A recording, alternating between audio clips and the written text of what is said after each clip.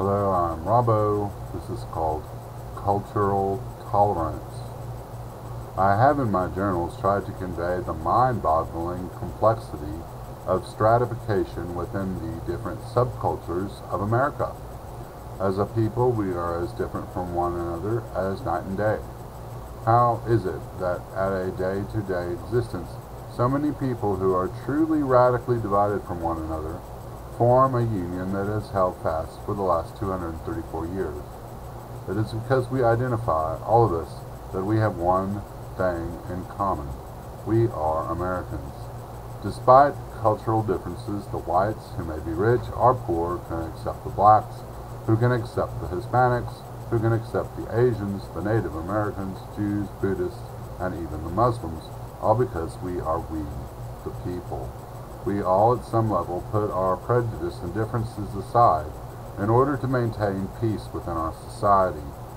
We hear about the people who cannot or will not do this on the news, as in the case of the young man at Columbine, or the case of the Oklahoma City bombing. It is obvious that 9/11 stands as the most profound example of where tolerance took a holiday and the hatred of one culture towards another culture prevailed. One could also say this about the invasion of Iraq.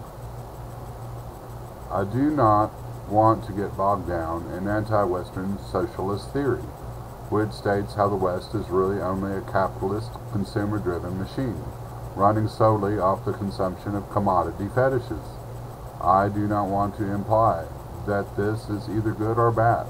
It is just the nature of our society today, or perhaps the lack of a true nature. I have often tried to explain this phenomenon to people by comparing them to a mouse that is caught in a trap. When I tell them, "Dude, you're living in a trap," they say to me, "You saying something about my trap, boy?" It is grounds for most people to want to fight, especially the American people. When you talk to an American who has no problem with capitalism and tell him that capitalism is an unfair system that feeds off the desires of the poor in order to maintain and ensure the wealth of the rich, they will either laugh at you or propose violence towards you because they really don't hear the words you are saying. They are not hearing you say the word capitalism at all. What they really hear you saying is the word America. Even though our Constitution guarantees our right to freedom of speech, you must never criticize America or the government, unless you are Republican or Libertarian and the Democrats hold office. This is where we see the ugly face of closed-mindedness, a state of mind that one holds up to another's ideas and instead of listening and trying to understand, rejects you, the ideas, and might even want to harm you. As a people, we tread lightly upon the topics of ideas or personal cultural preferences. This might keep the peace, but when ideas are not discussed openly within society, cultural boundaries can never be opened. We cannot afford to live in this country with contempt for certain ideas or contempt for cultural difference without investigation. We may never truly agree, but if we make the attempt to understand, then at least we have opened the door of communication. Unless this is done, only ignorance will prevail. I grew up in the test tube of middle-class 70s suburbia. Recently I realized why there is no community like the one I knew growing up where I live now. In my neighborhood where I grew up and went to school, everyone knew each other.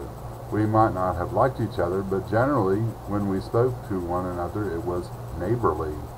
Today when I travel about my home, if I fall into conversation with someone, it can usually feel neighborly.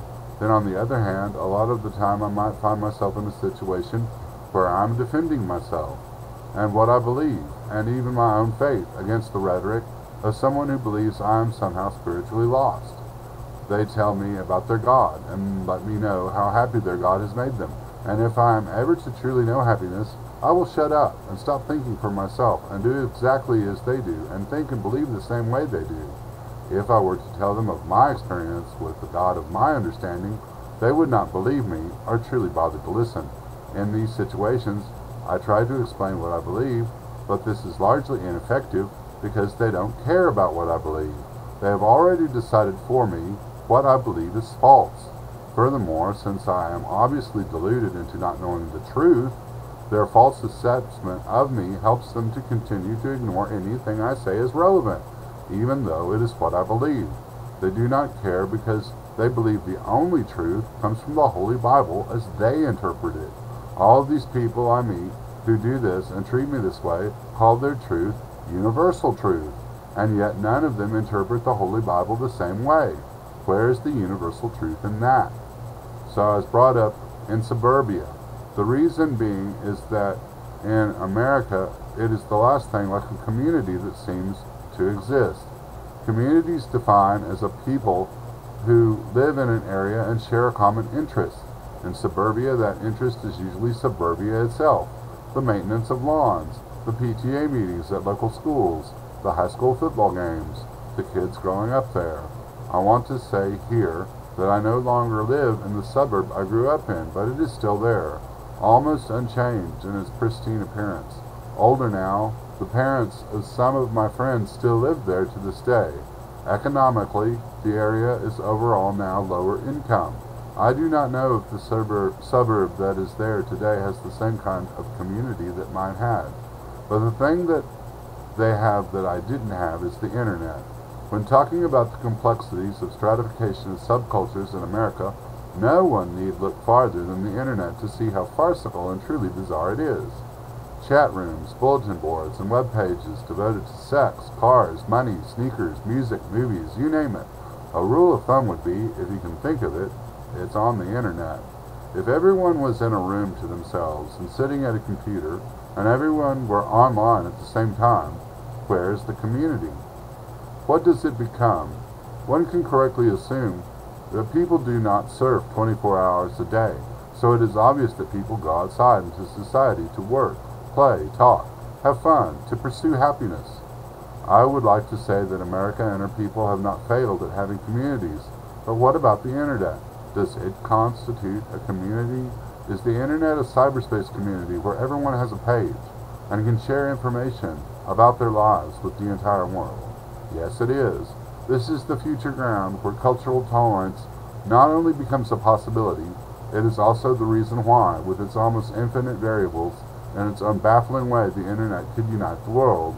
Although this unity might still be decades away, in the future you will find yourself neighborly with people from Pakistan to Peking, Moscow to Madagascar, and Tokyo to Timbuktu. I believe the internet can and will someday do this.